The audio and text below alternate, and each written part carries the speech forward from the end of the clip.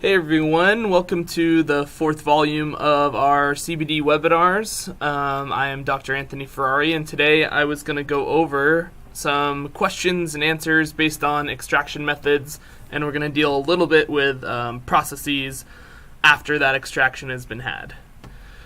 So basically, we're going to talk about, these are sort of the questions that I wanted to tackle today. So how is CBD extracted? How does extraction affect the quality of the oil? Are solvents bad, and which solvents are used by different companies, and what solvents do we use? And how do you obtain zero THC CBD oil? And what is CO2 extraction, and how do we get to the water-soluble CBD that we have? So let's start with some basic definitions here. This is probably review for most of you, but if you're uninitiated, the isolate that I'll kind of briefly touch on, but not really go over it since we don't carry many of those products. An isolate is 99% CBD without any other compounds. This extraction is an easier extraction to be had in some cases. It's a bit dirtier with the amount of solvents that's used and the post-processing that happens. And then we have full spectrum, which is almost the exact opposite of the isolate. The full spectrum contains the entire amount of the plant, and this also includes trace amounts of THC. So that differs from the broad spectrum, which is something that contains the entire plant minus the THC. So there's another step in here, and we'll go over that briefly. And then finally, what is water soluble? It means that it's any sort of substance that can be absorbed by water, and it'll increase bioavailability. So just briefly, those are sort of the jargon that I'll be talking about from here on out. So let's take a look at how, just an overview of what is happening during a CBD extraction. So here we have some sort of solvent that's going to be pushed over this bay of raw hemp material. So this is the flower, the stem, the entire plant goes in here.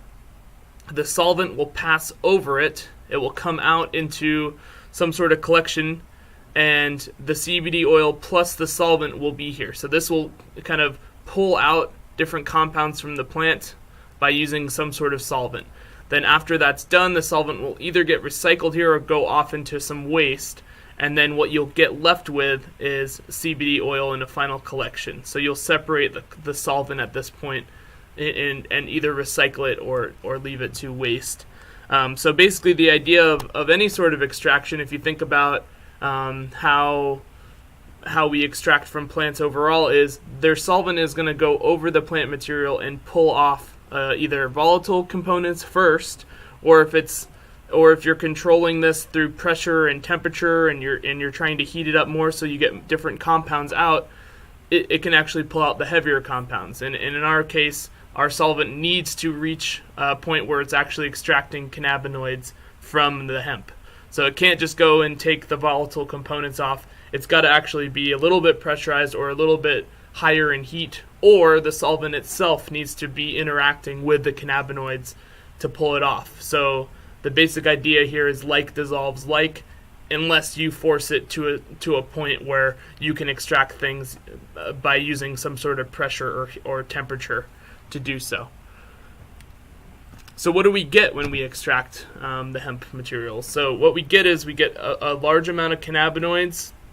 We also get other plant materials in here. So these could be flavonoids or other heavy molecules that we don't really talk about, phytocannabinoids. So things that we don't look for, like these CBG, CBN, CBD, THC. So these are just sort of a broad sort of fatty acid understanding of our extra plant materials.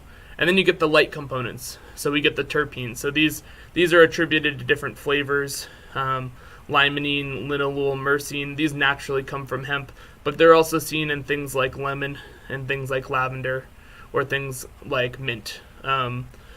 So these are the extraction things that we look for. So we're looking for our cannabinoids, we're looking for our terpenes. We don't really know or really care about these extra plant materials, but they're all natural and they help with the chemical makeup of the plant. So we do think, scientists do think that there is something to be had here. We just haven't dove into this exactly and figured out exactly what it's contributing for the entourage effect at this point. So different hemp plants also will produce different ratios of these three sort of broad categories. So, for example, if you had a hemp plant that was really high in CBD and really low in CBG, you would obviously get, more of those compounds out during extraction. So the actual type of hemp plant that you use will produce different compounds. Another parameter that can help produce different amounts of these is a solvent. If you change your solvents, you can tune them to maybe pull out more CBG than CBD. You can also absolutely use your solvents to make sure that you never get any THC out, and I'll go over that briefly at the end here. But you can also do things like tuning your solvent to get more linalool out, to get more limonene out. So those are sort of interesting parameters that we're trying to understand as to what solvents can work for pulling out different compounds. And then the other important parameter to think about when we're talking about extraction is we have time, the amount of time the plant is being extracted or being worked by the solvent. We also have temperature, so we can modulate the temperature and pull out different compounds. So if CBG is a compound of interest, there's an exact temperature that we can target to hold our extraction machine or whatever we're using. We can hold it at this specific temperature and then just be pulling out, large amounts of CBG compared to CBD. So you can tune the temperature and the time, and then you can also just tune the pressure. And this is kind of the same as temperature, because when you change the pressure, you're changing the effective temperature in the vessel. But these are the sort of three parameters that we're looking at during extraction to then pull out different types of compounds. So why this is all important is what we go in and we go in and we send these out to third parties, and we test each one of these sort of components and see exactly what each extraction yields. So you can see that other companies or other places would maybe not have a control over this, and they are just kind of at the whim of their distributor, and they'll just go for CBD. They won't even think about the other compounds in here.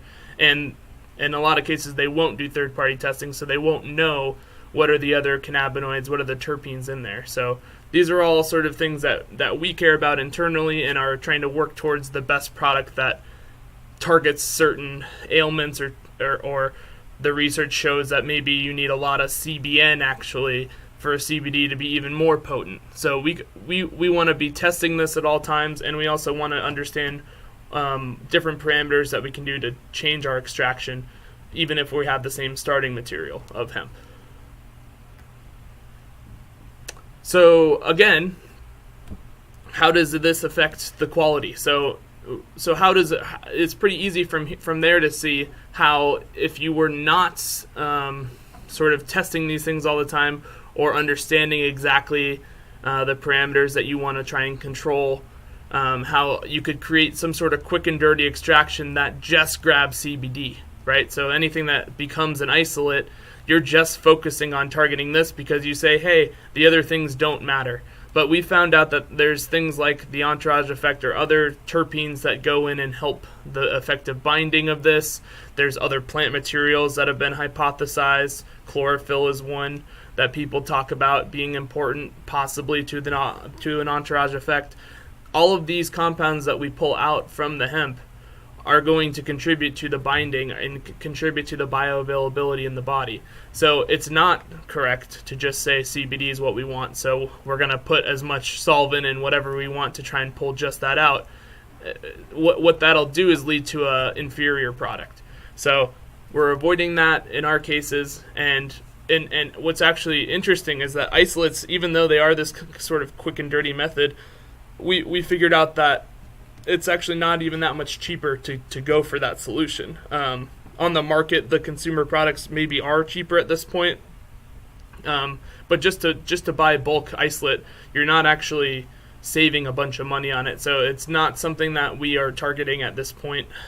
And the reason that people are going after it is that they think that, a single molecule that's super pure, like just 99% CBD, must do better than something that has a bunch of other compounds in it. But we found that the whole plant works together in synergy to try and increase binding to target different ailments, and that this approach of just finding CBD is not the way that you want to go from an extraction perspective. So let's again look at quality. So what we want to do is talk about briefly here what sort of extraction we use for the full spectrum. So again, full spectrum has the entirety of the plant. It has all three of these in here, and it also has trace amounts of THC. So what we use is a supercritical CO2 with our full spectrum, and then if it's a zero THC or a broad spectrum, then we use ethanol. So ethanol has been identified as the safest solvent that isn't CO2, and you cannot achieve zero THC without using ethanol. So let's just take a look briefly here at a quick lab report. So you can see here what we're targeting. We have a large amount of percent by mass of CBD, and this is raw materials. Again, this all gets diluted, so these numbers aren't what you guys think, where this is, oh, you see 3% THC. No, that gets diluted into, I think the last math that I had was 0.0001% THC by weight. So that's the dilution factor, if you can back calculate that out. But you can see here 82% or 83% of CBD and 6% of CBC, 1.9 almost of CBG, which is a high number. We're actually looking to try and figure out a way to add more to this. These sort of residual cannabinoids are exciting, and they are not something that is standard in the industry at this point. So this is sort of our competitive edge here. We have all of these other cannabinoids that we tune during the extraction, and that can be achieved with our full spectrum, which is what we have here, by utilizing this CO2 extraction. Again, just to reiterate, when this has zero THC, it is not a CO2 extraction. It is an ethanol-based extraction. And I'll go over the differences there briefly. But ideally, what we want is the CO2 extraction, but it's just not possible in a zero THC setting. So are solvents bad? This is an extremely loaded question, but the answer is yes, they are bad, and no, they are not bad, because that's literally how you extract anything, is you need a solvent. So if you have a large amount of solvent left over in your CBD, that is bad. When you have residual solvents, especially in a vaporization pen, what you can begin to find is those solvents are easily volatilized. They're smaller molecules. They can create organic volatiles when we vaporize them, and then enter our system as something that could create a cancer, create a lung cancer. So residual solvents is something that we also test for, and I'll go over some of those numbers later, but maybe other companies, cheaper companies, do not test for. Those residual solvents are where all the danger lies from a vaporization, and it's just harmful to be consuming some of these solvents. Ethanol is super safe, and that's why we use it when we have to use a solvent. But here are the different solvents that are used for extraction. So you have things like ethanol, you have carrier oils like olive oil has been identified as a, sort of do-it-yourself extraction. I've seen some companies use just pure steam. The problem with just pure steam extraction, you're going to miss out on a lot of the residual cannabinoids. You're going to probably mostly target just the terpenes, and if you get any CBD, it is going to be trace amounts. And you're not even selectively reducing the THC extraction. So you're probably going to get close to a 1-to-1 ratio. And steam is just water, so you're limited at that 100 degrees C boiling point, which is not high enough to grab those cannabinoids. I did my dissertation at FSU on microwaves, and I've actually been kind of following the microwave extraction. This is a newer technology. This you probably won't see much, but I put it in here because it is something we're moving towards the future where people are going to try and figure out different methodologies to extract CBD, and microwaves have been shown as something that you can excite compounds selectively, things that are polar. If you want more on this, just let me know, and I can give you probably a whole dissertation on it. So then CO2, that's another solvent people use. They use it as a gas, or they use it as a liquid. I've seen some dry ice extractions that were used. And then here is the one that we use for our full spectrum. This is a supercritical CO2. So over here we have sort of the phase diagram. If you can imagine, these are all CO2 molecules. Okay? And as a solid, they get bunched up together, and they create this sort of close packing, and that's what we see of dry ice is a solid CO2. So it's compact, and there's certain temperatures and pressures where that exists. Then, as you heat it up or you increase the pressure, you get a liquid out of it. So liquid CO2 would pour out just like a water would or any sort of other liquid. And then, of course, in ambient pressures and temperatures, like where we normally exist on Earth, CO2 is a gas, so it is extremely spread out like this. And that's what makes it gaseous. That makes it so that we can pass through it. And you can see a liquid a little bit closer packed, and solid is the most packed. What supercritical CO2 is it exists right here on this triple point, where it is a liquid and it is a gas all at once. So it has the properties of a liquid where it can interact, and you could actually extract compounds from, let's say, hemp, and it can pass over that in a quick manner and be pressurized and go in and out of the hemp as a gas would pass over it. So this has kind of changed the game for extraction methods and has been now applied to the CBD industry, and is an extremely efficient form of extraction. It is much more expensive.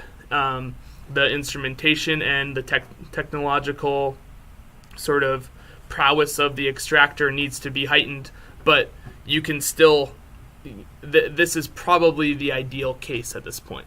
And the other form of extraction solvent is any other alcohol that wouldn't be ethanol. So you could have methanol, propanol, you could have any of these bigger alcohols that isn't ethanol. And these other alcohols and other solvents that people use, these are not as safe as ethanol. Just identified from like a health and safety perspective if you look at MSDSs on these compounds. So are solvents bad? Let's go back to that thought.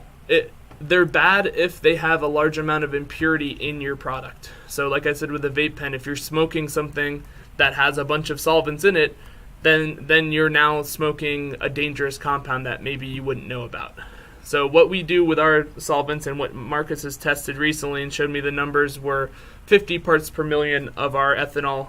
And again, we only get residual solvents in our ethanol extraction, and I'll go over that in a second. But 50 parts per million was our recorded test, and I was looking into safety numbers today. The lowest one that I saw was 3,000 parts per million, and I saw another study that mentioned 15,000 parts per million is acceptable. These values range, but you can see they're far above our 50 parts per million, and that's the number that we want to. We're probably less than that because that's what the minimum of the test showed. It just showed it was less than 50 parts per mil. So let's talk now about how do we go from our normal extracted CBD oil, and what do we have to do to then strip out the THC to become a zero THC product. And when we do this, it goes from full spectrum to broad spectrum. So at this step here, we have to introduce another solvent, and this solvent cannot be CO2 at this point. So even if we did a CO2 extraction here, we would need to add ethanol here or some other solvent that we deem as safe, and then run a little bit of chromatography, which is just another separation technique. And then what you do is you'll basically strip out any THC, and then you'll be left with CBD oil without any THC. So when we do our zero THC, we don't do CO2 extraction before. We just do the whole thing in ethanol, since we're introducing ethanol here. Now, the nice thing about ethanol is that it's a very small compound, and its boiling point is much, much lower than anything that would be in the CBD oil, any of the terpenes, all that stuff. So what you would just do is after you extract it here, you would just boil off up to like 40, 50 degrees C, and you would start to strip out any of the ethanol. That's why we have such a low amount of residual ethanol in our compounds. So that's the important part about ethanol. There's other solvents that are heavier that can maybe extract more cannabinoids, but are a lot harder to remove. So let's go to our holy grail and basically what we use for our full spectrum. So this is the ideal case, and I'll show you why. So we have that supercritical CO2, right? We looked at that triple point before. It's acting like a liquid and a gas here. It's going to pass over the hemp, and it's going to act like a liquid, and it's going to pull out a lot of those cannabinoids. Now, CO2 is a non-polar compound, and why that's important is that it will interact with a lot of the big heavy cannabinoids and fatty acids in here, like dissolves like, and it will pull out those compounds, and those compounds will come up here. And because it's a gas, it'll pass over it multiple times. It will kind of recycle itself and act like a liquid and a gas. And again, we're controlling this with pressure, temperature, and time. And the longer that you have it pass out over it at a certain pressure and temperature, the more CBD you get. If you wanted to change that, increase the pressure per se, you could get some more CBG out here. The nice thing about CO2 is after this process happens, you get a density separation here, and the CO2 will pass back over and then get recharged. It'll pass back as a gas and then get recharged here into its supercritical state and pass over it again. So you literally never get any CO2 or solvent into your CBD oil. You just get the pure oil, and then the gas will pass back over and recycle itself. So it's recyclable and has zero residual solvents.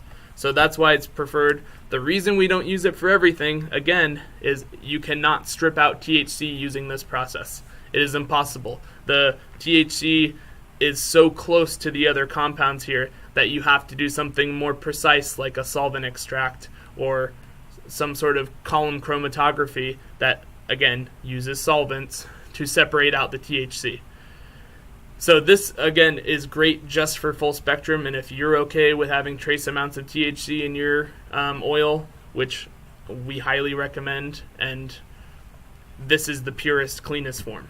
So you won't ever get anybody having any sort of debate as to which process is preferred. It's just which process yields the oil that you prefer. So if you like full spectrum, you should target CO2 extracted compounds, which is what we do. So the final question is, great, so we have this extracted oil, okay? It's either a full spectrum or a zero spectrum, or a broad spectrum with zero THC. How do we make it into a water-solubilized form? Because from what we all know about oil and water, they don't mix. So water looks like this, it's a very tiny compound. CBD looks like this, it's very large and has this fatty acid sort of chain here at the end of hydrocarbons.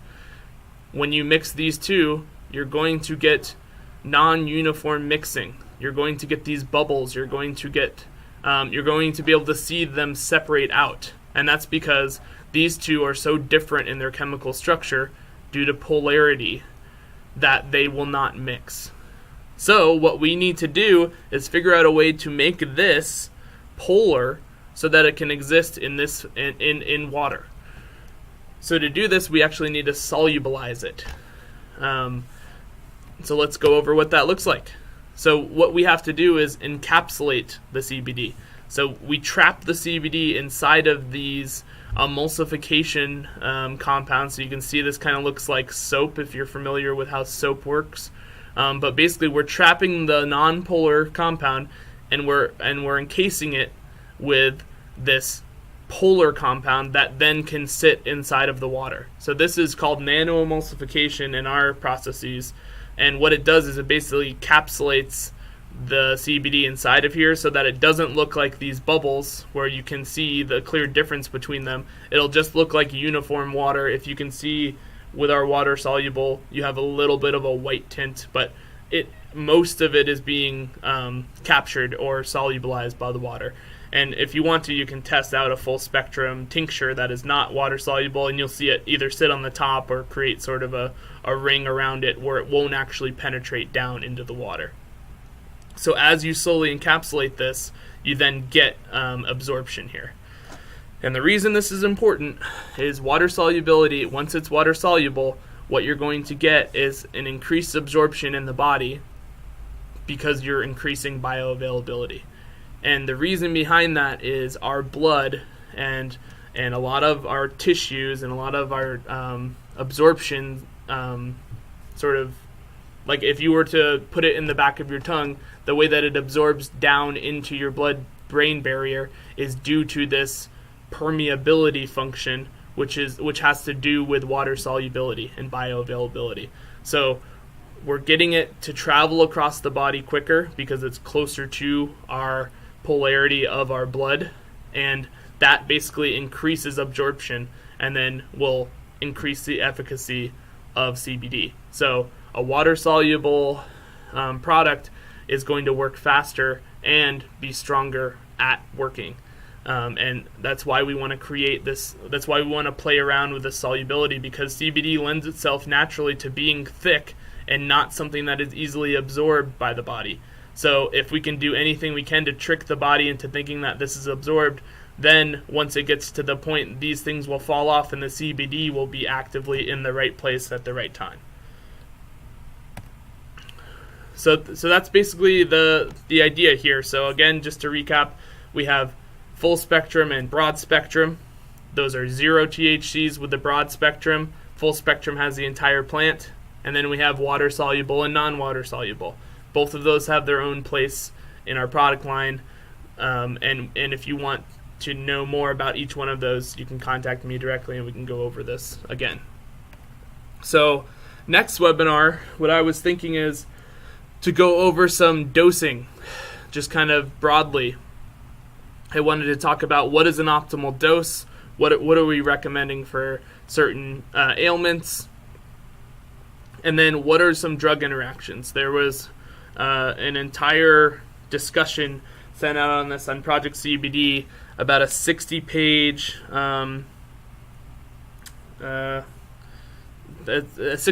PDF that kind of goes over different blood thinners, different prescriptions, and its interaction with CBD with numbers about absorption and how they fluctuate. And then I'd like to just briefly go over some clinical research dosing and talk about some of the numbers that we're seeing with our clinical studies and exactly what they're doing. And that'll help us model how we tell our customers what is a good dosing to start out on, and how do you improve your dosing as you're going forward with your treatments. So, this next week, what we're going to be working on too on the side is there's a 5-star integration, which is a marketing tool that we're going to be implementing soon. So we're going to be in the weeds with that, just going deep with their team on how to optimize retargeting ads, getting customers that want to come back to the store more frequently, and kind of have a rewards points for them where they can, whatever product they get, they'll get rewards points. And the interesting thing about 5-star is that it integrates with a bunch of small businesses in the area. So we'll kind of hopefully be through that next week so we can educate you guys on how it'll work in the stores and stuff like that. Marcus will be, I think he's already done this through the newsletter or talked to you guys at this point. The product formulations with targeted treatments that I've been working on, that is in the pipelines for next week. I talked to a formulation chemist that we use for our water solubility, and we thought of a good solution to do it right after we receive the water soluble product, and we can add in these sort of terpenes and other ingredients that we wanted to after. I'm going to be also working on a lot of the lot number traceability questions that we've had with QR codes and getting those lined up on the labels and trying to put those in an area where you guys can access them. Marcus and I were talking about maybe on Slack having this be a place where there's just a Slack thread that has all of these stored, so you guys can quickly pull them up and there's no confusion. I still have only visited one store so far, but if you guys wanted us to come visit and shoot the store, Adam and I were looking for the next store location that we wanted to go check out and sort of educate you guys on what you guys need questions asked about, and then film some footage of your store.